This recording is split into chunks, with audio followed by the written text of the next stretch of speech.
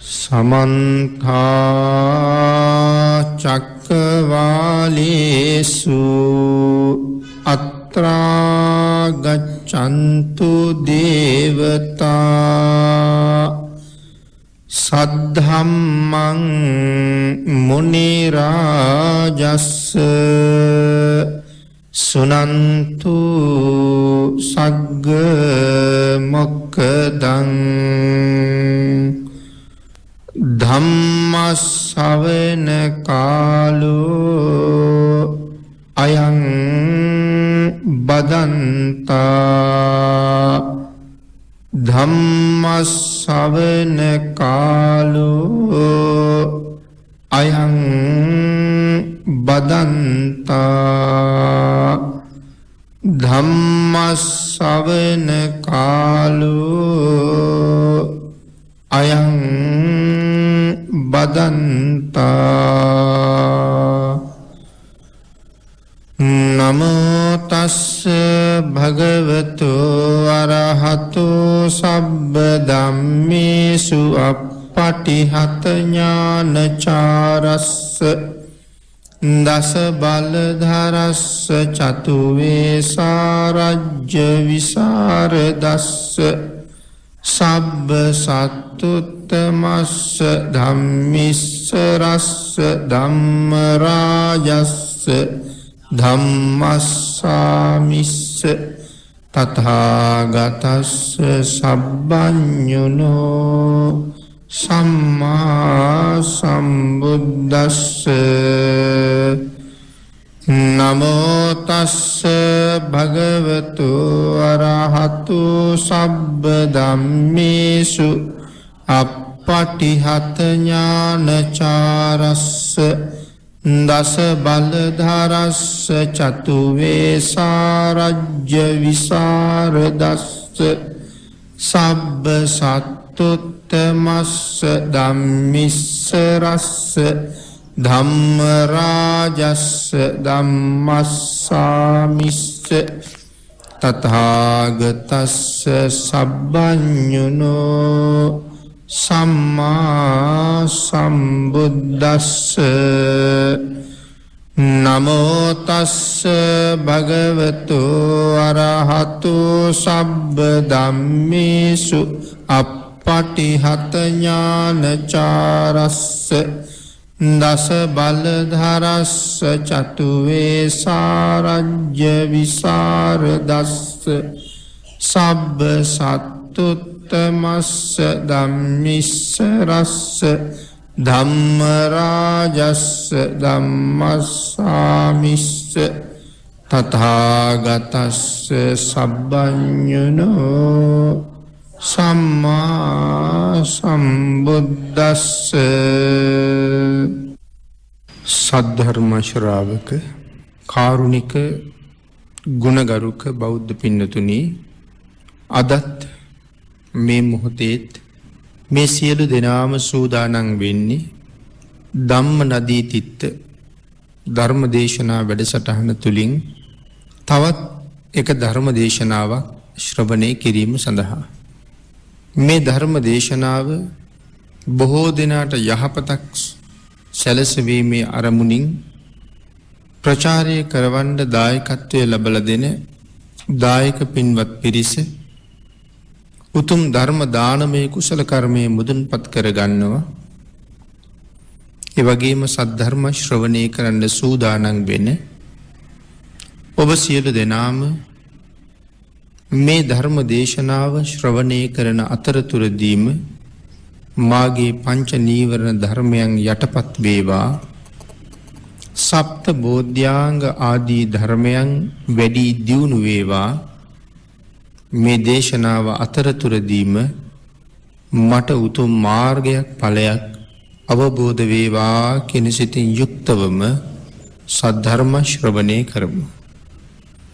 පින්නතනේ අද ධර්ම දේශනාවේ මාතෘකාව හැටියට මම යොදා ගන්න කල්පනා කළේ ධම්මපද පාළියේ ආත්ම වර්ගයේ සඳහන් වන එක ගාථා රත්නයක්.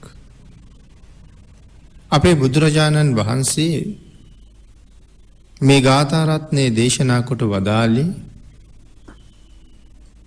කුමාර කාශ්‍යප මහරහතන් වහන්සේගේ සහ කුමාර කාශ්‍යප මහරහතන් වහන්සේගේ මෑණියන්ගේ රහත් බව අරමුණු කරගෙන අත්තාහි අත්තනෝ නාතෝ කෝහි නාතෝ පරෝසියා අත්තනාහි සුදන්තේන නාතං ලබති දුර්ලභං. අපේ බුදුරජාණන් වහන්සේ ජීවමානව වැඩ ඉන්න කාලේ පුංචි දවසේ ඉඳලා මහාන වෙන්න කැමැත්තක් තිබිච්ච ගැහණු දරුවෙක් හිටියා. කුඩා කාලේ ඉඳලම මහාන වෙන්න මව්පියන්ගෙන් අවසර ඉල්ල හිටියේ. නමුත් මව්පියන්ගෙන් එහෙම අවසරයක් නොලැබුණු නිසා තරුණ වයසට ආවට පස්සේ ඇයට මව්පියෝ විවාහ වීම සඳහා බලපෑම් කළා. මව්පියන්ගේ හිත් පිත් රිදවන්නත් හොඳ නැති නිසා ඇය විවාහ ජීවිතයට ඇතුල් වුණා. විවාහ වෙච්ච ඉතා කෙටි කාලය තුල තමන්ගේ ස්වාමියාගේ හිත ඉතාමත්ම හොඳට දිනාගත්තා. ටික කාලෙකින් ඇය ස්වාමියාට මතක් කළා, ස්වාමීනි මම කුඩා කාලේ ඉඳලම පැවිදි වෙන්න කැමති කෙනෙක්. මේ ගිහි වාසයට, ගිහි බන්ධනයට, ගිහි ජීවිතයට මං හරි අකමැතියි. මව්පියෝ නමුත් මට ඒ අවස්ථාව ලැබලා දුන්නේ නැහැ.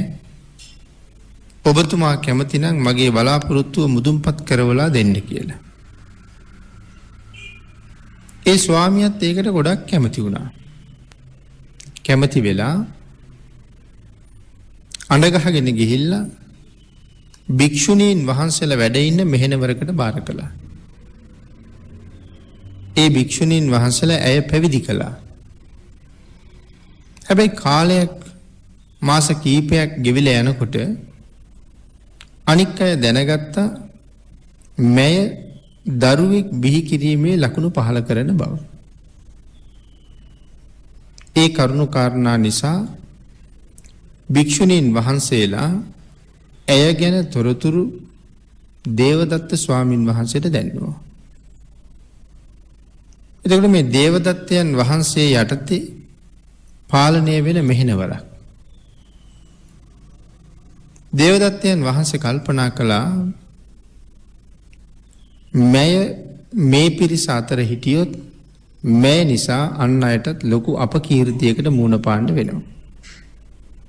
ඒ හින්දා වහාම මම මෙතනින් අයින් කරන්න ඕනේ. නිරපලා දාන්න කියලා කිව්වා. නමුත් අර මෙහෙණින් සඳහන් කළා මම එහෙම ශාසනයෙන් නිරපන්න එපා. පුංචි කාලේ ඉඳලා ශාසනයට එන්න පුදුම ආසාවක් තිබිලයි මං ශාසනයට ආවේ. මං නිර්මල ප්‍රෞජ්‍යාව ඒ විදිහටම ආරක්ෂා කළා. හැබැයි මම මහාන වුණේ දේවදත්ත හාමුදුරුව වෙනුවෙන් නෙමෙයි. මම මහාන වුණේ ලෞතර බුදුරජාණන් වහන්සේ වෙනුවෙන්. ඒ හින්දා ඔබ වහන්සේලාට පුළුවන් නම් මම බුදුරජාණන් වහන්සේ ළඟට ඇරලවන්න කියලා. අර භික්ෂුණීන් වහන්සේලා ඒ මෙහෙණින් වහන්සේත් එක්ක කරගෙන බුදුරජාණන් වහන්සේ වැඩ ඉන්න දිහාට ගිහිල්ලා ඒ මෙහෙණවරකට බාර කළා. බුදුරජාණන් වහන්සේටත් මේ පණිවිඩය දැන්වුවා. භාග්‍යතුන් වහන්සේ ඇය නිර්දෝෂී බව කොහොමත් දන්නවා. නමුත් සමාජයෙන් එන අපකීර්තියක් තියෙනවා නිරන්තරයෙන්. ඒ හින්දා කොසල් මහරජුරවන්ටයි අනාථපිණ්ඩික සිටුතුමාටයි චූලානාථපිණ්ඩික සිටුතුමාටයි විශාඛා මහ උපාසිකාවටයි උපාලි මහරහතන් වහන්සේටයි ඇතුළු තවත් ප්‍රභූ පිරිසකට බාර කළා මේ මෙහෙණින් වහන්සේගේ නිර්දෝෂී බව තහවුරු කරන්න කියලා. විශාඛා මහ උපාසිකාව ඇය පරීක්ෂා කළා. උපාලි මහරහතන් වහන්සේට කරුණු සඳහන් කළා ස්වාමීනි දැන් මේ දරු ගැබට මෙච්චර කාලයක් වෙනවා.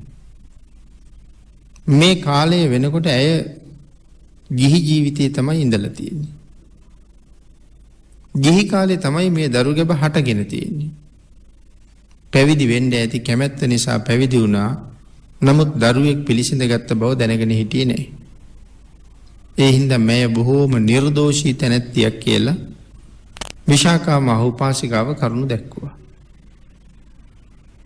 බුදුරජාණන් වහන්සේට කරුණ දක්වහම අපේ බුදුරජාණන් වහන්සේ අවසර ලබලා දුන්නා ඒ විදිහටම ඒ දරුවා බිහි කරන්න පුළුවන් කියලා. කල් වයස් ගෙවිලා ගියා. මෙහෙණවරේදීම මේ දරුවා බිහි කළා. දැන් පුදුමාකාර සෙනෙහසක් තියෙන්නේ. ඒ වුණාට දවසක් කොසල් රජුරු මේ ළඟින් යනකොට මෙහෙණවරේ දරුවෙක් අඬනවා වුණා. කරුණු කාරණා හොයලා අර මෙහෙණින් වහන්සේගේ දරුවා බව දැනගෙන පැවිදි ජීවිතයට දරුවෙක් හදන එක සුදුසු නෑ කියලා තීරණය කරලා දරුවා ඉල්ලගෙන අරන් ගියා රජමාලිගාවට. රජුරුවන්ගේ පුතා වගේ බොහෝම හොඳට රජුරුව ආරක්ෂා කරලා හැදුවා. දැන් ටිකක් ලොකුයි. ගමේ දරුවොත් එක්ක සෙල්ලම් කරන්න ගියහම හරියට රණ්ඩු සරුවල් ඇති කරගන්නවා. ගමේ දරුවන්ට ගහනවා. ආන් එහෙම වෙච්චාම ඒ ළමයි බනිනවා. බනින්නේ අම්මෙක් අප්පෙක් නැති එකා කියලා. ඒක අහලා දවසක් හරි සංවේගයක් ඇති වුණා. රජමාලිගාවට ගිහිල්ලා මහරජුරුවන්ගෙන් ඇහුවා ඇත්තටම මගේ අම්මා කවුද කියලා. රජුරු කිරිමව්වරු ගෙන්නලා පුතේ මේ ඉන්නේ අම්මලා ටික කියලා පෙන්නවා. මහා ප්‍රඥාවන්තයි පුංචි නමුත් මේ සාමාන්‍ය කෙනෙක් නෙමෙයි. මහා කල්ප ලක්ෂයක් පාරමිතා පුරලා ඉන්න කෙනෙක්. ඒ නිසා රජුරවන්ට කියනවා මහරජතුමනි එක දරුවෙකුට අම්මලා මෙච්චරක් නැහැ. ඉන්නේ එක්කෙනයි. මට මගේ අම්මා විතරයි දැනගන්න ඕනි කියලා. කරුණු කාරණා ඔක්කොම පැහැදිලි කරලා දුන්නාම කිව්වා එහෙනම් මාත් මහාන කරන්න. දැන් අවුරුදු 7ක් විතර වයසයි. බුදුරජාණන් වහන්සේට කරුණු දැක්වුවාම භික්ෂූන් වහන්සේ නමකට බාර කළා පැවිදි කරවන්න කියලා. කුඩා කාලේම රජ්ජුරුව තියලා තිබ්බ නම කාශ්‍යප.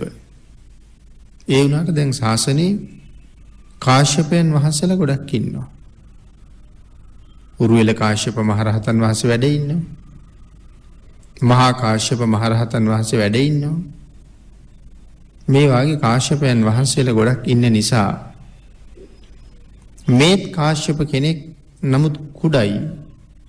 බුදුරජාණන් වහන්සේ ඒ නිසා කුමාර කියලා කෑල්ලක් එකතු කළා. පුංචි කාශ්‍යප කුමාර කියන්නේ කුඩා කියන අර්ථේ. ඒ හින්දා කුමාර කාශ්‍යප. දැන් ශාසනය පැවිදි වෙලා දැන් දරුවට අවුරුදු 12ක් විතර. එක දවසක් පිණ්ඩපාති වඩිනවා. අම්මා මේ 12 අවුරුද්ද පුරාවටම දරුවා හොයනවා. දැන් මහානකම අමතකයි. ගුණධර්ම සම්පූර්ණ කරන එක අමතකයි. දාරක ප්‍රේමයෙන් මත් වෙලා දැන් දරුවා හොය හොය හැම තැනම ඇවිදිනවා. එක දවසක් මව් මෙහෙණින් වහන්සේත් පිඬුසිඟා වඩින වෙලාවක හදිසියෙම කුමාර කාශ්‍යපයන් වහන්සේ දැක්කා. දැක්ක ගමන් අඳුරගත්තා. ඈත ඉඳලා අඬ ගහ දුවගෙන එනවා. පාරේ ඉන්න බව කිසි දෙයක් කල්පනාවක් නෑ. ඒ දුවගෙන එනකොට මග වැටුණා. වැටුණට පස්සේ ආයෙ නැගිට්ටා. නැගිටලා ආයෙත් දුවගෙන එනවා. දැන් මේ ළඟට එන්නේ වැළඳ ගන්නට. කාශ්‍යපයන් වහන්සේ කල්පනා කළා මෑයට මෘදු මොලොක් භාෂාවෙන් කතා කරන්න හොඳ නෑ දැන්. 12 අවුරුද්දක මාතෘ දාරක සෙනෙහස මේ තියෙන්නේ. මම බොහොම දයාවෙන් කතා කළොත් එහෙම ඒ සෙනෙහස වැඩි වෙලා ලය පෙළෙන බව සත්‍යයි. ආන් එහෙම කල්පනා කරලා ළඟට ඇවිල්ලා අතින් අල්ලන්න හදනකොට බොහොම සැරපරුස විදිහට කතා කළා. පැවිදි වෙලා ඉඳගෙන තවම දරුවෝ ගැන හිතනවද? පැවිදි ජීවිතේ මුදුන්පත් කරගන්න කටයුතු කළේ නැද්ද? මොන හේතුවක් නිසා මේ මහපාරේ මගේ අතින් අල්ලන්න හදනවද වාගේ ටිකක් සැර වචන වලින් කතා කළා. ඇයි එතනම නතර වුණා? නැවත පාරක් ඇහුවා පුතේ මොකද්ද කිව්වේ කියලා. උන්වහන්සේ කියාපු වචන ටික ආපහු එහෙම්මම කිව්වා. කල්පනා කළා 12 අවුරුද්දක් තිස්සේ මම මහානකම සම්පූර්ණ කරන්නේ නැතුව මගේ පුතා කියලා හොය හිටපු කෙනා. මගෙන් බිහි වෙලා තියෙන්නේ මෘදු හදවතක් ඇති කෙනෙක් නෙමේ, මහ දැඩි හදවතක් ඇති කෙනෙක්. මට මම හැර වෙන කවුද කියලා අපව හැරුණා. හැරිලා ගිහිල්ලා බුදුරජාණන් වහන්සේගෙන් කමටහන් ඉල්ලගෙන වැඩි කාලයක් ගත වුණේ උන්වහන්සේ මහරහතන් වහන්සේ නමක් බවට පත් වුණා. රහත් භික්ෂුණියක් බවට පත් වුණා. කුමාර කාශ්‍යපයන් වහන්සේ බුදුරජාණන් වහන්සේ ළඟට ගිහිල්ලා භාග්‍යතුන් වහන්සේගෙන් කමටහන් ඉල්ලගෙන අන්ධ වනයේට නික්මිලා ගියා. උන්වහන්සේගේ පැවිදි ජීවිතයේ අර්ථය සම්පූර්ණ කරගන්න. සෑහෙන කාලයක් අන්ධ වනයේදී වෙහෙසෙනවා රහත් වෙන්න. නමුත් තාම බලාපොරොත්තු මුදුන්පත් උනේ නැහැ. එක දවසක් උන්වහන්සේගේ කල්යාණ මිත්‍රයෙක් දැක්කා. තමන්ගේ කල්යාණ මිත්‍රයා අන්ධ වනයේට වෙලා දරන වීරිය. මගේ මිත්‍රයාට මේ මොහොතේ මගෙන් පිහිටක් නැත්තම් කවදා පිහිට වෙන්නද කියලා හිතුණා. දැන් එතකොට මගේ මිත්‍රයාට කියලා කල්පනා කරපු මේ කල්යාණ මිත්‍රයා කවුරු වෙන්නේ ඇද්ද? මේ වෙන කවුරුවත් නෙමෙයි. කුමාර කාශ්‍යපයන් වහන්සේ ඇතුළු තව 6 දෙනෙක් කාශ්‍යප බුදුරජාණන් වහන්සේගේ ශාසනයෙත් පැවිදි වෙලා හිටියේ. එහෙම පැවිදි වෙලා ඉඳලා ඒකත් ශාසනය අතුරුදහන් වෙමින් යන කාලේ එක දවසක් දැක්ක මේ සාමණේර හාමුදුරුවරු අවේලාවේ කෑම කනවා. එහාට මෙහාට දුවනවා. මහානකමට ඒ තරම් නොගැලපෙන වැඩ කර කර ඉන්නවා. මේ අය කල්පනා කළා මේක ශාසනයාගේ අන්තර්දානය නේද කියලා. සම්මා සම්බුද්ධ ශාසනය අතුරුදහන් වෙන්න කලින් අපි මොකක් හරි ඵලයක් හොයාගන්න ඕනේ කියලා කල්පනා කළා. එහෙම හිතලා මේ පිරිස වනාන්තරගත වුණා. වනාන්තරගත වෙලා කැලෑවේ තිබිච්ච මහ විශාල පර්වතයක් දැකලා තීරණය කළා මේ කන්දට නගිමු. එහෙම නැත්නම් අපි හොයාගෙන එක එක්කෙනා එනවා. ඇවිල්ලා අපේ මේ ශාසනික කටයුතු මුදුන්පත් කරගන්න ඉඩ දෙන්නේ නැහැ. එඳ කන්දට නගිමු කියලා කන්දට නැංගා. ඉනිමගක් බැඳගෙන. ඒකට නැග්ගහම ආයේ බහින්න බෑ. බහින්න නම් ආයෙත් ඉනිමගක් ඕනේ. නමුත් උඩට නැගලා ඇහුවා බහින්න ඕනේද කාටවත්? ඕනේ කෙනෙක් ඉන්නවනම් බහින්න. බඩගින්නේ වේලිලා මැරුණත් පැවිදි ජීවිතයේ මුදුන්පත් නොකරගෙන ආයේ බහින්නේ නැහැ කියලා තීරණය කළා. ඊට පස්සේ ඉනිමග වැටෙව්වා. සියලු දෙනාම තැන් තැන් වල විවේකීව වාඩි වුණා. උන්වහන්සේලා කර්මස්ථාන දියුණු කරන්න පටන් ගත්තා. පළවෙනි රාත්‍රියේ ඉක්ම යනකොට එක භික්ෂුන් වහන්සේ නමක් රහත් වුණා. ඊළඟ රාත්‍රියේ ඉක්ම යනකොට තවත් කෙනෙක් අනාගාමී වුණා. රහතන් වහන්සේ පහවදා උතුරු කුරු දිවයිනට පිණ්ඩපාති වැඩලා දානි අරගෙන ඇවිල්ලා ඉතුරු සියලු දෙනාටම දන් වළඳන්න කිව්වා. නමුත් කතා කරලා ඇහුවා ස්වාමීනි අපි මේ කන්ද උඩට නැංගේ ඔය වාගේ පොරොන්දුවක් ඇතුව නෙමෙයි. යම් කෙනෙක් ඉස්සරලා විශේෂ ඵලයක් ලැබුවොත් එයා අනික් අය රහත් වෙනකන් එයාට සලකනවා කියලා පොරොන්දුවක් අපි තිබ්බේ නැහැ. බඩගින්නේ වේලිලා මැරුණත් රහත් නොවි මේ කන්දෙන් බහින්නේ කියන පොරොන්දුවකුයි තිබ්බේ. ඔබ වහන්සේගේ කාර්යය සම්පූර්ණ නම් ඔබ වහන්සේ පහසුවෙන් වැඩෙන්න. අපේ කතිකාවත එහෙමමයි. රහතන් වහන්සේ කල්පනා කළා තව මොනව කරන්නද උන්වහන්සේ පිරිනිවන් පෑවා. උන්වහන්සේ පිරිනිවන් පෑවා.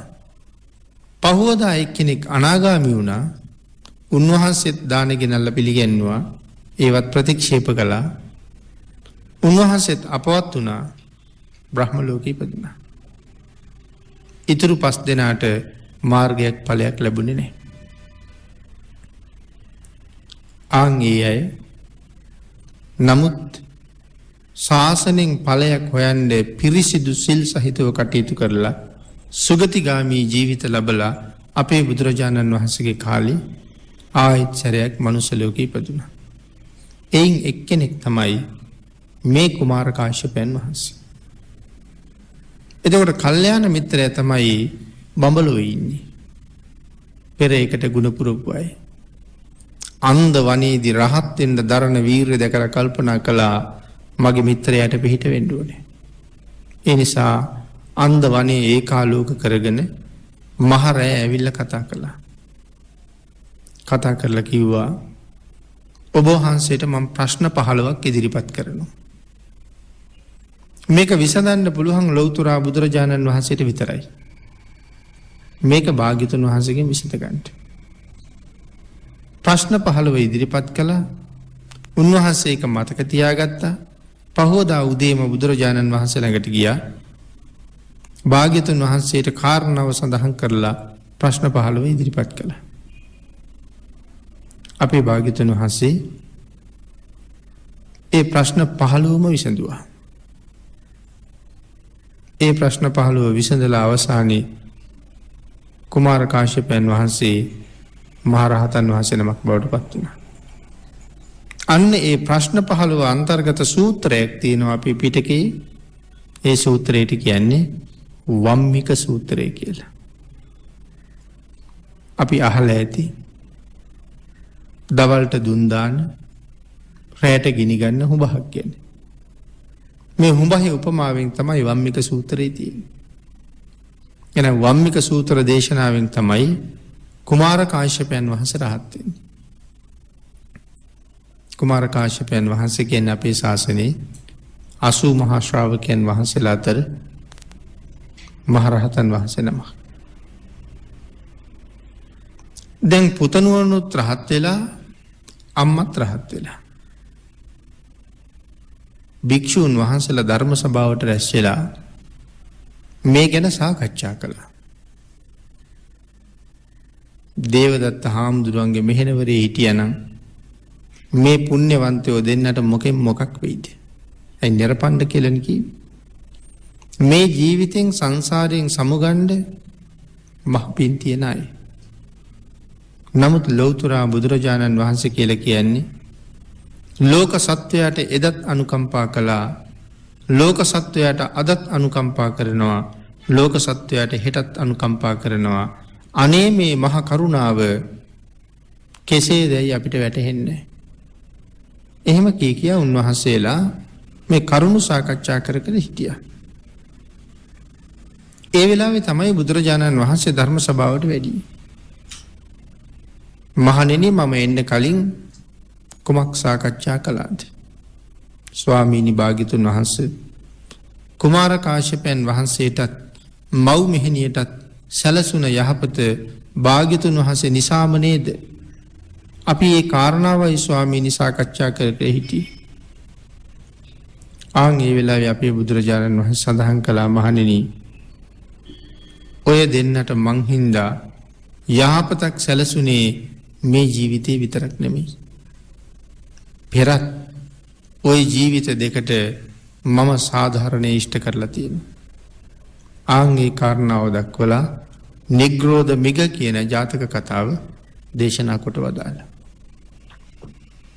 එදත් දේවදත්තයන්ගෙන් මේ දෙපළ මම බේරගත්තා. මෙදත් දේවදත්තයන්ගෙන් මේ දෙපළ මම බේරගත්තා. නිග්‍රෝධ මිග ජාතකයේ දේශනා කරලා අපි අර මාතෘකා කරගත්ත ගාථා රත්නේ භාග්‍යතුන් වහන්සේ දේශනා කොට වදාළා. අත්තාහි අත්තනෝ නාතු කෝහි නාතු පරෝසියා අත්තනාව සුදන්තේන නාතං ලබති දුර්ලභං. අත්තාහි අත්තනෝ නාතු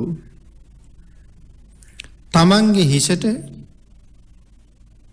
තමන්ගේ අතමයි හෙවණැල්ල.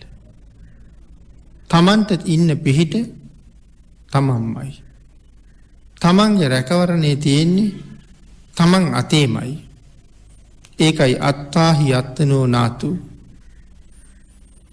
මෙන්න මේ කාරණාවෙන් මිනිසුන් දෙවියන් බඹුන් යකුන් රකුසන් මරුන් මොවුන්ගෙන් යම් කෙනෙක් ප්‍රාර්ථනා කිරීමක් යැදීමක් කිසි ලෙසකින් කිසි කලෙකත් සිදු නොවන බව සඳහන් කරනවා. අපි මේ නොයෙක් තැන්වල කරන ප්‍රාර්ථනා යාඥා ඒකක්වත් නිසි ලෙස සමෘද්ධමත් වෙන්නේ නැහැ. ලෞකික ජීවිතයේ හැඩගැසීමෙහි මද වහලයක් දෙවියන්ගෙන් ලැබෙන්නේ නැහැ කියලා සඳහන් කරනවා. ලෞකික ජීවිතය පෝෂණය කරගන්න කිසි පිහිටක් දෙවියන්ගෙන් ලැබෙන්නේත් නැහැ. වෙන කාගෙන්වත් ලැබෙන්නේත් නැහැ. අපි දුක් විඳලා ඉගෙන ගත්තොත් අපි දුක් විඳලා විභාග පාස් කරගත්තොත් අපි මහන්සි වෙලා පාඩම් කරලා උපාධියක් කරගත්තොත් වෙහෙස මහන්සි වෙලා වෙන පාඨමාලාවක් කරගත්තොත් ඒ වගේ ප්‍රතිඵලයක් හැටියට අපිට රැකියාවක් හම්බ වෙනවා. ඒ රැකියාව කවුරුවත් නිකන් ගෙනල්ලා දුන්නා නෙමෙයි. ඒක ලබන්න ඒ තරම්ම වෙහෙසුණා. ඒ තරම්ම මහන්සි වුණා. එහෙමයි අපි ඒ රැකියාව ලබා ගත්තේ. කුඹුරක් කපන කාලෙට දීපසල් 100ක් 150ක් අරගන්න වෙන කවුරුවත් උදව් කළේ නැහැ. අපිම තමයි අප්‍රමාණව දුක් විඳලා ඒ මහන්සියේ ප්‍රතිඵලය තමයි ඒ තියෙන්නේ. වෙන පිහිට වෙච්ච කෙනෙක් නැහැ. ඒ නිසයි මේ සඳහන් කරන්නේ ලෞකික ජීවිතයක් නමුත් පෝෂණය කරගන්න වෙනත් කෙනෙකුගෙන් ඉසට වහලක්වත් හිසට හෙවණක්වත් ලැබුණේ නැහැ. ඒ සියල්ලම අපේ දුක් වලින් අපේ මහන්සියෙන් අපේ කැපවීමෙන් අපි හරි හම්බ කරගත්ත දේවල්. එහෙනම් කාගෙන්වත් එහෙම සරණක් නැහැ කියලා සඳහන් කරාම අපි සමහර වෙලාවට ජීවිතයේ සමහර වැඩ කටයුතු වෙනුවෙන් ඔය නොයේ පුද පූජාවලු පවත්වනවා. නමුත් ඒ දේවල් වලින් අපිට ලැබෙන 아무තු ලොකු සරණක් පිහිටක් නැහැ. අපේ හිතේ විශ්වාසයක් විතරක් තියෙනවා. බුදුරජාණන් වහන්සේ ළඟට ගිහිල්ලා බෝධි පූජාවක් කරලා අහවල් දවසේ විභාගය තියෙනවා කියලා කීවට බුදුරජාණන් වහන්සේ අපේ විභාගය පාස් කරලා දෙන්නේ නැහැ. ඒ ඉල්ලීම භාග්‍යතුන් වහන්සේ ළඟ කරන්න ඕනෙත් නැහැ. ප්‍රඥාවන්තයා ඒ ඉල්ලීම කරන්නෙත් නැහැ. හෙට විභාගය තියෙන්න පුළුවන්. අද ගිහිල්ලා බෝධි පූජාවක් කරන එකේ කිසි වරදක් නැහැ. ලෞතර බුදුරජාණන් වහන්සේට වන්දනා කරලා දිව්‍ය රාජෝත්තමයන් වහන්සේලාට පින් දීලා ආශිර්වාදයක් ප්‍රාර්ථනා කරන එකට අපිට ලැබෙන්නේ නැත්තේ නේ. නමුත් අපේ විභාගයේ පාස් වෙන්නේ නෑ ඒ පූජාව කළා කියලා. මම ඉගෙනගත්ත ප්‍රමාණයට මම හදාරපු ප්‍රමාණයට මම කැපකිරීම කරපු ප්‍රමාණයට මට ප්‍රතිඵලය හම්බ වෙනවා. නමුත් භාග්‍යතුන් වහන්සේගෙන් සරණ ලැබෙන ක්‍රම වෙනම තියෙනවා. හැබැයි ඒ විභාගයේ පාස් වෙන්න නෙමෙයි. ජම් කෙනෙක් තිසරණ සහිතව පන්සිල් ආරක්ෂා කරලා බුදුරජාණන් වහන්සේ ළඟ උතුම් පූජාවකුත් කරලා යම් ප්‍රාර්ථනාවක් කළොත් ඒ දේවල් අපිට සම්පූර්ණ නොවෙන්නේ නැහැ. පිහිටක් ආරක්ෂාවක් තියෙනවා. හැබැයි අපි මේ බලාපොරොත්තු වෙන මේ වාගේ ලාමක දේවල් භාග්‍යතුන් වහන්සේට කතා කරන එකේ තේරුමක් නැහැ. එහෙමනම් අත්තාහි අත්තනෝ නාතු. තමන්ට ඉන්නේ තමන් විතරයි. පාඩම් කළොත් විභාගයේ පාස් වෙනවා. මහන්සි වුණොත් සල්ලි මිල මුදල් හම්බ වෙනවා. මහන්සි වුණොත් රැකියාවක් හොයාගන්න පුළුවන්. හැබැයි රැකියාවක් හම්බුණා කියලා නිකන් ගෙදරට මුදල් එන්නේ නෑ. ඒ රැකියාවේ දැඩි කැපකිරීම කරන්න වෙනවා. ඒක රෑද දවල්ද කියලා ભેදයක් නැහැ. මෙච්චර දුර යන්න ඕනේද නැද්ද කියලා ભેදයක් නැහැ. යන්න තියෙනවා නම් යන්න ඕනේ. ලංකාවේ කෙරවලට හරි යන්න තියෙනවා නම් යන්න වෙනවා.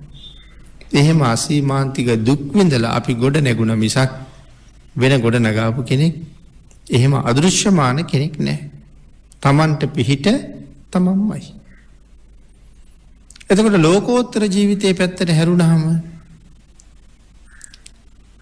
ආර්ය මාර්ගය ගැන කල්පනා කෙරුවොත් සෝවාන් බව සකදාගාමි අනාගාමි අරිහත් කියන අති උතුම් ආර්ය මාර්ගය අපිට කවුරුවත් පිළිගන්වලා තියෙනවද?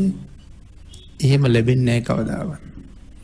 ඒ සඳහා මංගාව තියෙන්න ඕනේ අපරිමිත කැපවීමක් ඒ අති උතුම් තැනට යන්න. සංයෝජන ගණනාවක් තියෙනවා ප්‍රහීන කර කර යන්න. ඒ සංයෝජන වෙන කාටවත් ප්‍රහීන කරලා මට දෙන්න බෑ. මොකද මේ සංයෝජන තියෙන්නේ මගේ ළඟ. ඒක වෙන කෙනෙක් ප්‍රහීනය කළාට හරියන්නේ නැහැ. ලී බඩුවක් ඉල්ලුවොත් හදලා දෙන්න පුළුවන්. වෙන මොනවා හරි ඉල්ලුවොත් ඒකත් හදලා දෙන්න පුළුවන්. මොනවා හරි අලවලා දෙන්න කිව්වොත් අලවලා දෙන්නත් පුළුවන්. හැබැයි මගේ කෙලෙස් ටික නැති කරලා දෙන්න කිව්වොත් ඒක කරන්න බෑ. ඒක මමම තමයි ඒක කරන්න වෙන්නේ. ඒක නිසා වීර්ය වැඩුවොත් සතර අපා දුකෙන් නිදහස් වෙන්න Tamanට පුළුවන්කම තියෙනවා. එහෙනම් මේ ලෝකේ සම්මා සම්බුද්ධත්වයේ ලැබුවේ තනියම වීර්ය කරලා, අග්‍ර ශ්‍රාවක බෝධිය ලැබුවේ තනියම වීර්ය කරලා, පසේ බුදු බව ලැබුවේ, මහරහත් බව ලැබුවේ තනියම වීර්ය කරලා. අද මේ බණ අහන පින්නතුන් ජීවිතයේ යම් ස්ථානයක ඉන්නවද? ස්තරයක ඉන්නවද? මනාව තිසරණ තුල ඉන්නවද? හැබෑවටම පන්සිල් මත ඉන්නවද? දුස්සීල කියන තැනින් නිදහස් වෙලා ඉන්නවද? මේ සිල් අපිට කවුරුවත් රැකලා දෙන්න බෑ. අපිම තමයි මේ පන්සිල් රැක ගන්න ඕනේ.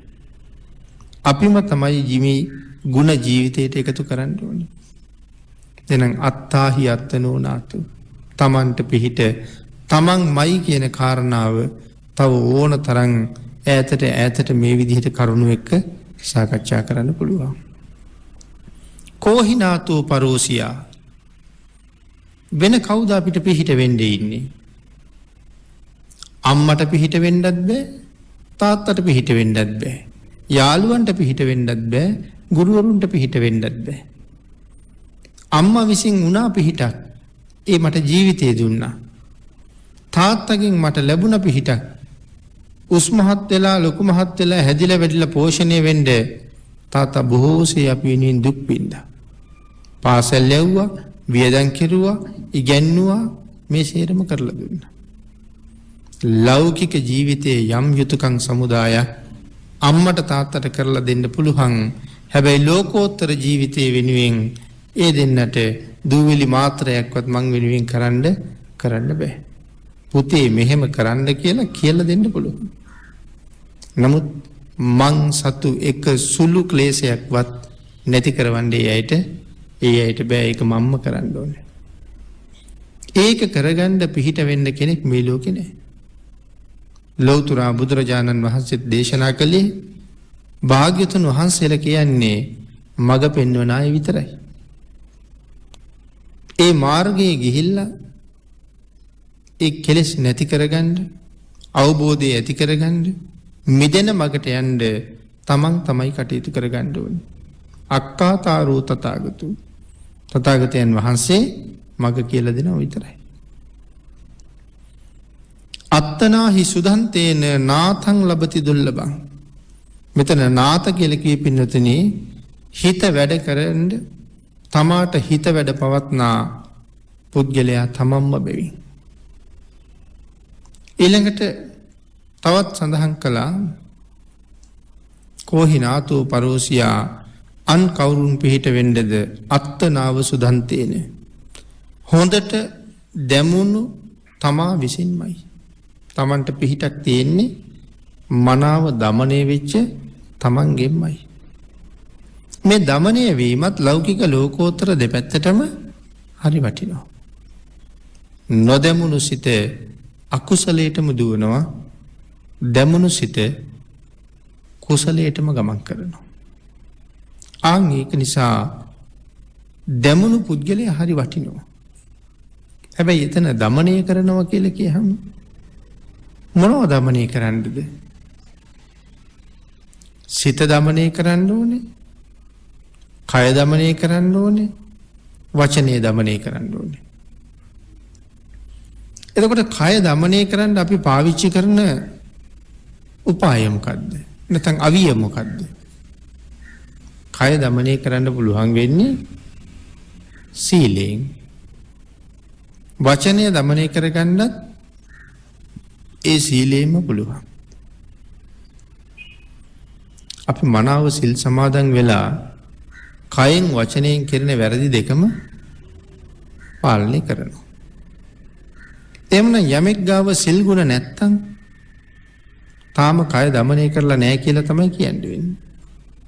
සිල් නැත්තම් කය දමනය වෙලා නැහැ, කය දමනය වෙලා නැත්තම් සිල් නැහැ.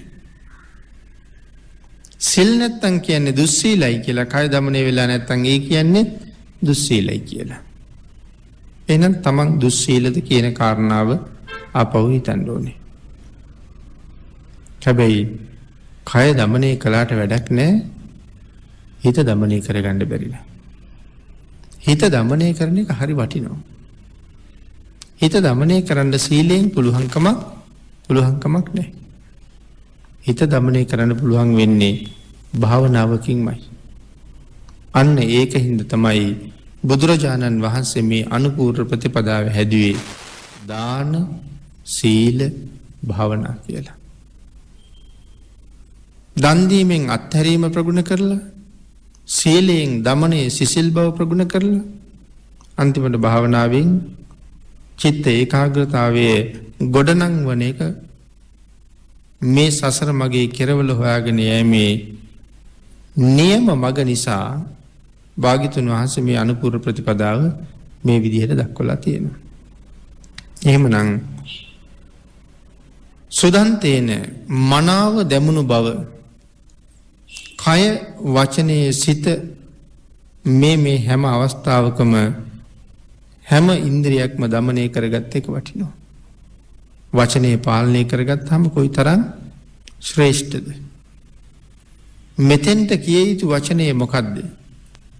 මෙතෙන්ට යෙදිය යුතු වචනේ මොකද්ද? මෙතන මම කතා කළ යුතුද නොකළ යුතුද? මේ ආදී දේවල් තීරණය කරන්න මනා ප්‍රඥාවකුත් තියෙන්න ඕනේ. සමහර තැනක කියන එක වචනය ජීවිතයේ ලොකු සම්දිස්ථානයක් බවට පත් වෙනවා. එක්ක හොඳට නැත්නම් නරකට. ආන් ඒක නිසා වචන පරිහරණය හැම වෙලාවෙම ඊ타ත්ම සිහි කල්පනාවෙන් යුක්තව කරන එක හරි වටිනවා. නාතං ලබති දුර්ලභං. යමෙක් මනාව දමනය වුණොත් ඊ타ම දුර්ලභව ලබන්නා වූ පිහිට ලබනවා. මොකද්ද මෙතන දුර්ලභව ලබන්නා වූ පිහිට කියලා කියන්නේ? යමෙක් පිළිවෙත් සරුව කුසල් දහම් කලේ නම් ලබන්නට නොහැකි වූ, ලබන්නට දුෂ්කර වූ පිහිට ඔහු ලබා ගන්නවාමයි. ලබන්නට අපහසු, ලබන්නට නොහැකි පිහිට මොකක්ද? සදාකාලිකවම මේ සංසාර හිරගෙදරින් එළියට යන එක. ඒක තමයි ලබන්න තියෙන උතුම්ම පිහිට. අන්නේ උතුම් පිහිට ලබන්න අපිට මේ ජීවිතයෙන්ම පුළුවන් වෙයිද? ඒ කාරණාව අපි කවුරුවත් දන්නේ නැහැ.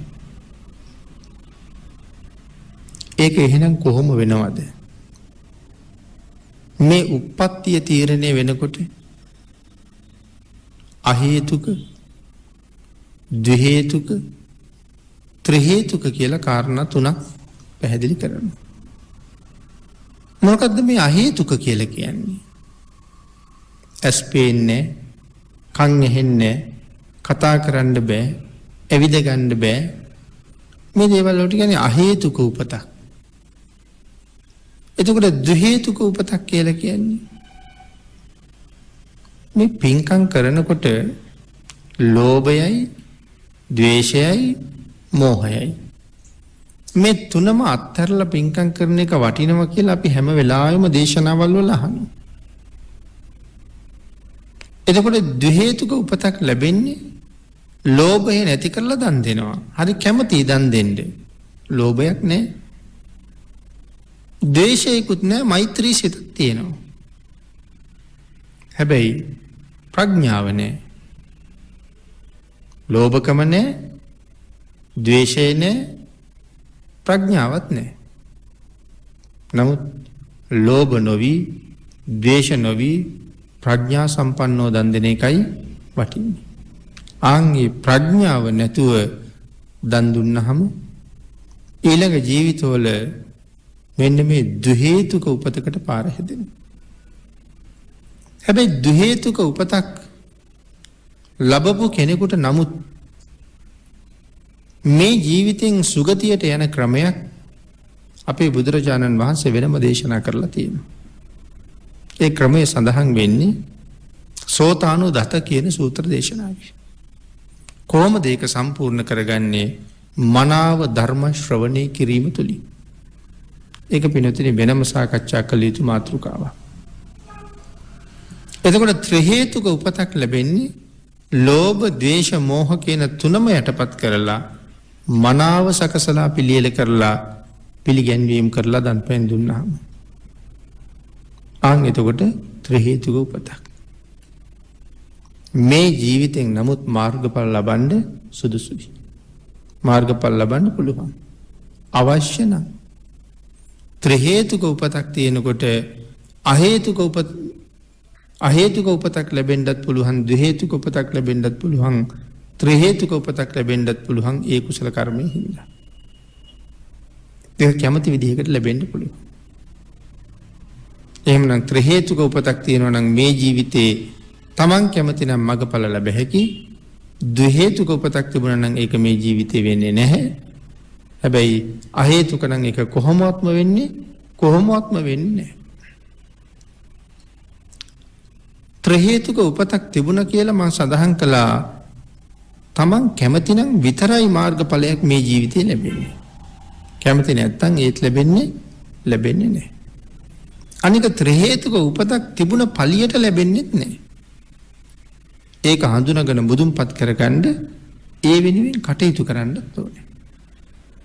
දැන් මහ බෝසතාණන් වහන්සේලා ආත්ම කී කෝටියක් ත්‍රි හේතුක උපදිනවද? 80 මහා ශ්‍රාවකයන් වෙන්න පාරමිතා පුරන උත්තමයෝ ආත්ම කී කෝටියක් ත්‍රි හේතුක වෙන්න පාර හදාගෙන තියෙනවද? නමුත් ඔය අතරතුර කවදාවත් ඒ බෝධිය මුදුන්පත් නොකරගෙන මගින් පිරිනවම් පෑවේ නැහැ. ඇයි? වෙනත් ඉලක්කයක් මුදුන්පත් කරගන්නයි මේ යන්නේ. ඒ නිසා ත්‍රි හේතුක වුණාට කමක් නැහැ. මේ ජීවිතෙන් හැමෝම ත්‍රි හේතුක වුණොත් අනිවාර්යයෙන්ම මාර්ගඵල ලබනවා කියලා නීතියක් එහෙම ප්‍රකාශයක් නැහැ. එතකොට සමහර වෙලාවට අපි ආයෙ කතා කරනවා සබ්බේ පුතුජනා උම්මත්තකා කියලා. සියලු පුතඥයෝ උම්මත්තකයි. එහෙම දේශනාවක් බුදුරජාණන් වහන්සේගේ නැහැ. ඒ සියලු පුතඥයෝ උම්මත්තක වෙනවා නම් ඔතන ඉන්නව බෝසතාණන් වහන්සේලා. 80 මහා ශ්‍රාවකයෝ වෙන්න පාරමිතා පුරන උත්තමයෝ. උන්වහන්සේලා උම්මත්තක වෙන්න එපේ. එහෙම එකක් මේ ශාසනයේ නැහැ. උම්මත්තකයි ඉන්නවා. නමුත් සබ්බේ පුතුජනා නෙමෙයි. සියලු පුතඥයෝ උම්මත්තකයි කියලා කිව්වොත් අර විදිහට ඒක වැරදි වෙනවා. එහෙමනම් මේ ලබන්නට දුර්ලභම කාර්යය කියලා සඳහන් කළේ මහරහත් භාවය. පින්නතනි මේ රහත් බව කියලා කියන මේ උතුම් තනතුරට උතුම් තැනට අපිට ආපහු කියන්න පුළුවන් නිවන කියලා. රහත් භවෙහිවත් නිවන. රහත් වුණා කීවේ නිවන් දැක්ක කියන එකයි. මේ ලෝකේ තව ආගම් ගොඩක් තියෙනවා. ඒ හැම ආගමකම අන්තිමට කෙරවලේ තියෙන අග්‍රඵලයක් තියෙනවා. ස්වර්ගස්ත වෙනවා හරි, දෙවියන් හා එකතු වෙනවා හරි, මේ මොකක් හරි ඵලයක් තියෙනවා.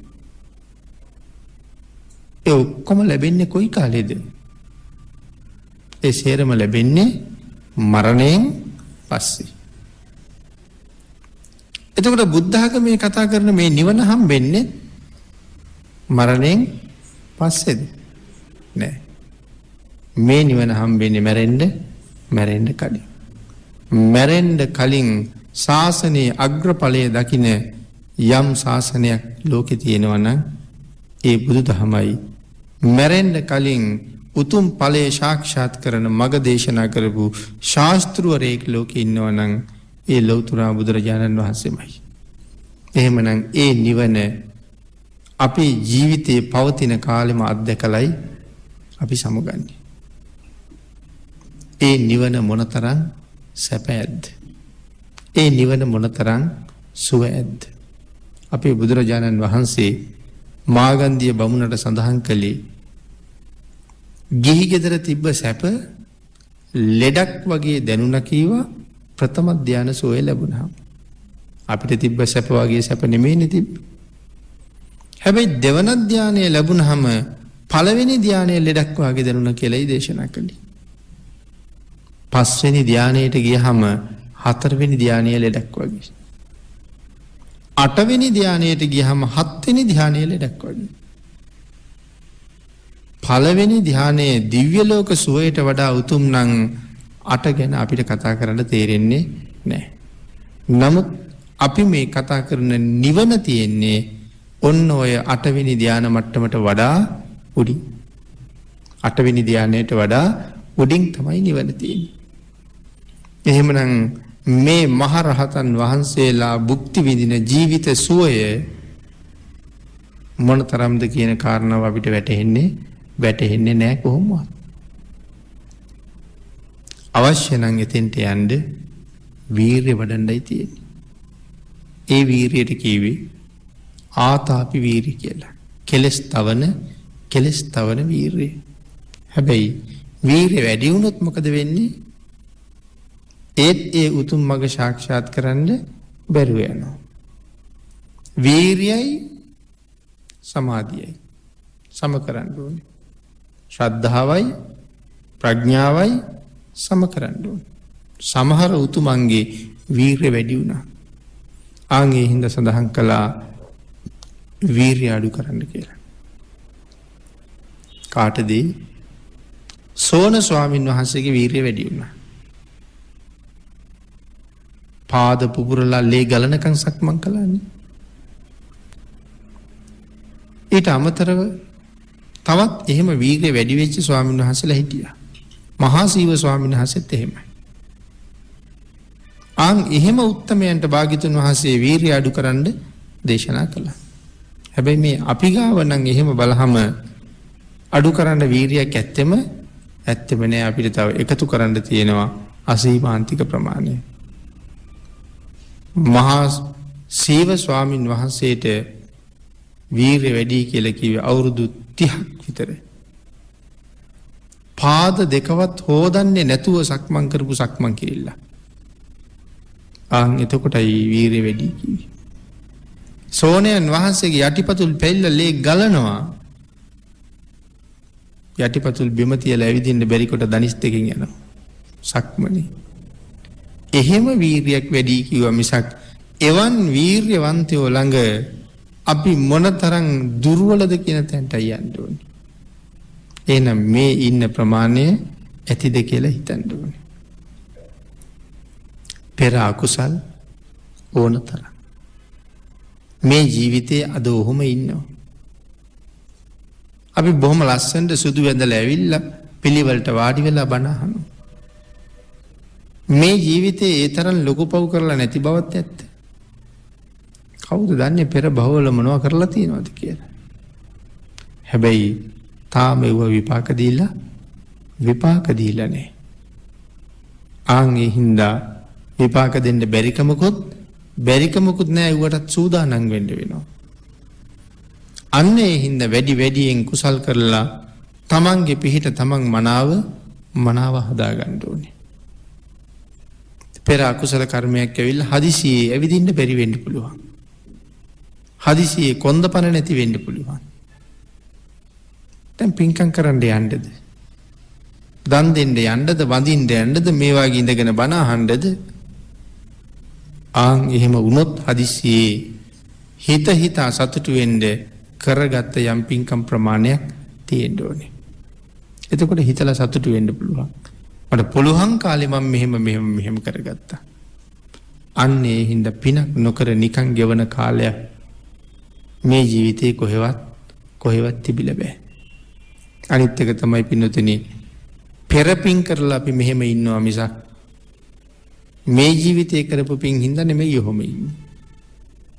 එහෙනම් මේ ජීවිතේ ගොඩක් පින් කළාද කියලා හිතන්න ඕනේ. තාම මේ ජීවිතේ එච්චර පින් කරලා නේ. මේ ළඟදී පටන් ගන්න තියෙන්නේ. ඉස්කෝලේ යන කාලේ පින් කළේ නෑ. ඉස්කෝලේ යන කාලේ සිල් ගත්තේ නෑ.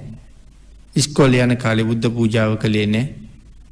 මේ දේවල් එකක්වත් ඉස්කෝලේ ගිය කාලේ කළේ නෑ. විවාහ වෙච්ච කාලේ ওই දේවල් කළෙත් නෑ.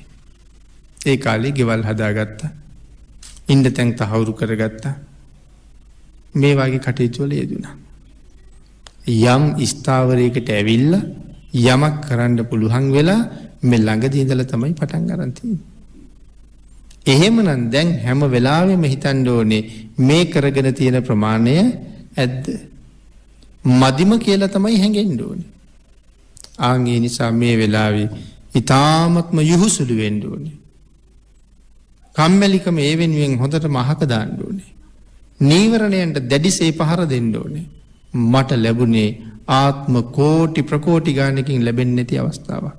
හැබැවින්ම එහෙම අවස්ථාවක්. අය කවදා හම්බෙයිද දන්නේ. ඒ හින්දා නිකරුණේ නිදි කරවලා තියෙන කාලයක් නෙමෙයි නිසා වහ ඒ අවස්ථාවෙන් ප්‍රයෝජන හොයන අය බොහොම සතුටින් ගෞතම සම්මා සම්බුද්ධ ශාසනයෙන් මම සුගතියට යනවා කියන සිතුවිල්ලකින් සමුගන්න පුළුවන්. මේ ජීවිතෙන් සමුගන්න පුළුවන්. එතෙන්ට එන්න තමයි මේ දුර්ලභ මනුස්ස ජීවිතය මෙතෙන්ට ගත්තේ. පෙර පින් ඕන තරම් වියදම්. සීමාවක් නැති තරම් වියදම්. හැබැයි ආය හම්බ කරලා ඊට වඩා ගොඩනගන්න ඕනේ. අපි එක් අවස්ථාවක කතා කළා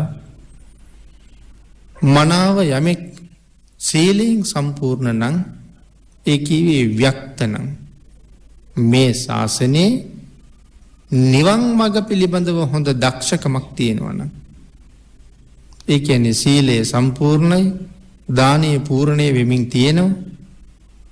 හැබැයි එහෙම එනකොට මානෙ ඇති වෙනවා. අපි සිල්වත් අපි දන් දීලා තියෙනවා. අපි මේ විදිහට දන් දෙනවා. අපි මෙච්චරක් භාවනා කරන අය. අනික් අය පහත් නිකම්ම එන්නේ මානයක්. ඒක බුද්ධ ධර්ම නෙමෙයි. අන්න ඒ නිසා ඒ මානය ගොඩ නොනැගෙන්න විනීත කියලා කාරණාවක් දේශනා කළා. ඉක්මලා තියෙන්න ඕනේ. ව්‍යක්ත වෙන්න ඕනේ, විනීත වෙන්න ඕනේ. මාරයාට හිසරදයක් වෙච්ච මිනිහෙක්. ව්‍යක්තයි විනීතයි. බහුශ්‍රත වුණාම මාරයාට හොඳටම හිසරදි. එයි මේ මිනිස්සයා බහුශ්‍රතයි කියලා කියන ධර්මයේ පිළිබඳව ගැඹුරටම දන්නවා. පරතරටම දන්නවා. 100ක් ඇවිල්ලා ප්‍රශ්න ඇහුවත් බය නැහැ. ඕන කෙනෙකුට උත්තර දුන්නේ නැහැ. මේ වාගේ මිනිස්සු ලෝකේ ජීවත් වෙනකොට මාර්යාගේ මල්ලේ ඉන්න මිනිස්සු හුඟක් එළියට ගන්නවා. හැබැයි මේ මිනිස්සු මැරුවොත් ගෙනාපු කුසලයයි දැන් රැස් කරලා තියෙන කුසලයයි එක්ක මහා ප්‍රබල කුසලයකයි ඉන්නේ. දැන් මැරුවොත් උපදින්නේ මේ ඉන්න තැනට වඩා ඉහළ තැනකයි. එහෙම වුණොත් මේ කරන වැඩේ මීටත් වඩා හොඳට කරනවා. ඒ හින්දා මෙහෙ තියලත් බෑ මෙහෙ මරලත් බෑ. හැබැයි ඔහු දැන් මැරුවොත් උපදින්නේ ඉහළ තැනක. ගෙනාවට වඩා හුඟක් රැස් කරලා තියෙන්නේ. අපිත් කල්පනා කරන්න ඕනේ මෙහෙ එනකොට නම් ලොකු කුසලයක් අරන් ඇවිල්ලා තියෙන්නේ. හැබැයි ඒක වියදම්. මේ මෙහෙ ඉඳගෙන මේ කණ්ඩ බොණ්ඩ හොයන්න විතරක් නෙමෙයි වියදම්. ඔය ජීවිතේ ගන්න වියදම්, ඇස් දෙකට වියදම්, කන් දෙකට වියදම්, පංච ඉන්ද්‍රියටම වියදම්. දැන් මේ ජීවත් වෙන්න ඉගෙන ගන්න ඒවට සෑහෙන්න වියදම්. සල්ලි මිල මුදල් නෙමෙයි මේ කතා කරන්නේ කුසල් වියදම් වෙච්ච ගැන. එතකොට එහෙනම් දැන් ඒ ඉතුරු ටිකට මේ ජීවිතේ මට දෙන්න වියදම් කරපු ටිකත් එක්ක හම්බ කරලා එකතු කරලාද කියලා බලන්න ඕනේ. එහෙම නැත්නම් ආයි ජීවිතේ ලැබෙන එක සැකසහිතයි. ආන් එහෙම නිසා වැඩියෙන් කුසල් කරලා ජීවිතේ පෝෂණය කරලා මරුණත් සුගතියක කියන හැඟීම ඇති වෙනද මරණ මංචකේ බය නැතුව ඒ හැඟීමෙන් මරණයට යන්න පුළුවන් ජීවිතයක් පෝෂණය කරන්න අපි සියලු දෙනාට රත්නත්‍රයේ ආශිර්වාදයෙන් ශක්තිය, ධෛර්යය, වාග්ය, වාසනාව උදා වේවා කියලා ප්‍රාර්ථනා කරමු. අද ධර්ම දේශනාවේ දායකත්වයේ දරනු ලබන්නේ අධිකාරීගම පදිංචි මොනිකා සඳමාලී මහත්මිය විසින්. මුලින්ම මේ උතුම් කුසලයෙන් රැස් වුණ සියලු පින්වත් දේශකයන් වහන්සේට අනන්ත සත්වයන් සසර දුකින් මුදවා ගැනීමට දරන ප්‍රයත්නයට තවදුරටත් සුවසේ කටයුතු කරගෙන යාමට නිදුක් නිරෝගී බව දීර්ඝායු සම්පත් ලැබේවා කියලා අපිට ආශිර්වාද කරනවා බොහොම සත්පුරුෂ ස්වභාවයෙන්. ඒ වගේම මේ උතුම් කුසලයේ ආනුභාවයෙන් ගෙමුතු ගේශාන් සිඟිති පුතුට මේ භවයේ පටන් නිවන් දක්නා මොහොත දක්වාම බුදුරජාණන් වහන්සේගේ බුද්ධ පුත්‍රයෙකු වීමේ උතුම් වූ සිතවිල්ල පහළ වේවා කියලා තවත් සත්පුරුෂ ප්‍රාර්ථනාවක් කරනවා. විදේශගත වී සිටින එන්නේ නලින්ද කුමාර ස්වාමියාද එන්නේ චමින්ද කුමාර සහෝදරයාද සුවසේ රැකියාව කරගෙන යාමට ඒ දෙපළට ත්‍රිවිධ රත්නයේ ආශිර්වාදය ලැබේවා. සුජීවත්ව සිටින ඩී.එම්. බිසෝමැණිකේ මෑණියන්ට සහ ටී.එම්. චන්ද්‍රාවතී මෑණියන්ට තවත් කුසල් දහම් රැස් කර ගැනීමට ශක්තිය, ධෛර්යය, නිදුක් නිරෝගී භාවය ලැබේවා. කිසිම මුදලකින් තොරව නොබෝදා වකුගඩුවක් පරිත්‍යාග කිරීමට සූදානම් වන තමරා සහෝදරියට උතුම් පුණ්‍ය කර්මයේ සුවසේ කර ගැනීමට ත්‍රිවිධ රත්නයේ ආනුභාවයේ සියලු දෙවි රැකවරණයේ නොඅඩුව ලැබේවා. ඒ උතුම් කුසලයෙන් ඊ타ම ඉක්මන් භවයක ඊ타මත්ම කෙටි කාලයකින් සැප සහිතවම චතුරාර්ය සත්‍ය ධර්ම අවබෝධය ලබන්නත් පාරමිතාවක් වේවා කියලා ප්‍රාර්ථනා කරනවා. මියගිය TMNG ජයසේන බණ්ඩා පියතුමාටද NA ධනපාල පියතුමාද මේ කුසලයේ දැක අනුමෝදන් වෙත්වා. ඉක්මන් භවයක චතුරාර්ය සත්‍ය ධර්මයේ සුවසේම අවබෝධ කරගනිත්වා. මේ මාස 20 වන දින උපන් දිනේ සමරන තමාෂා නදිනි දියණියට අධ්‍යාපන කටයුතු සාර්ථක කර ගැනීමට ශක්තිය, ධෛර්යය ලැබේවා. මේ උතුම් පින්කම සාර්ථක කර ගැනීමට නිරන්තරයෙන් උදව් උපකාර කළ මාගේ සහෝදර සහෝදරියෝ සියලු දෙනාටමද මේට පැමිණ සහභාගී වූ වචනයෙන් හෝ උදව් උපකාර කළ සියලු දෙනාටමත් උතුම් චතුරාර්ය සත්‍ය ධර්මයේ සැපසීම අවබෝධ වේවා. ලංකාවාසී ලෝකවාසී සියලුම භික්ෂූන් වහන්සේලාට නිදුක් නිරෝගී භාවයේ චිරජීවනයේ සඳහා මේ කුසල ශක්තිය හේතු වේවා කියලා ප්‍රාර්ථනා කරනවා. ඊට අමතරව PG යෝගානන්ද පියාණන්ට පින් අනුමෝදන් කිරීම මේ පින්කමේදී තවත් අරමුණක් බවට පත් කරගන්නවා. මීට සති 3කට පෙර පරලෝසපත් PG යෝගානන්ද පියතුමාණන්ට මේ උතුම් පුණ්‍ය ධර්මයන් අනුමෝදන් වේවා. PG දයානන්ද සහ මහිලාල් පුතුන් දෙදෙනා විසින් පියාණන්ට පින් අනුමෝදන් කිරීම සඳහා අද ධර්ම දේශනාවට සම්බන්ධ වෙනවා දායකත්වයේ ධර්මයෙන්. ධර්ම දේශනාවේ දායකත්වයේ දරන පින්වත් පිරිස පින් අනුමෝදන් කළ සියලු දෙනාටම මේ පින් අනුමෝදන් වේවා. ආශිර්වාද කළ සියලු දෙනාටම රත්නත්‍රයේ ආශිර්වාදයෙන් නිදුක් නිරෝගී භාවයේ චිරජීවනයේ උදා වේවා. ඊ타ම ඉක්මන් භවයක ඊ타මත්ම කෙටි කාලයකින් සැප සහිත ප්‍රතිපදාවකින් උතුම් චතුරාර්ය සත්‍ය ධර්මය අවබෝධ කර ගැනීම සඳහා මේ කුසල ශක්තිය හේතු වාසනා වේවා කියලා ප්‍රාර්ථනා කරනවා. ආකාසට්ඨා ච බුම්මට්ඨා දේවා නාග මහිද්దికා පුඤ්ඤන්තං අනුමෝදිත්වා චිරං රක්칸තු ලෝක ශාසනං දේවෝ වස්සතු කාලේන සස්ය සම්පත්ති හෝතු ච පීතෝ භවතු ලෝකෝ ච රාජා භවතු ධම්මිකෝ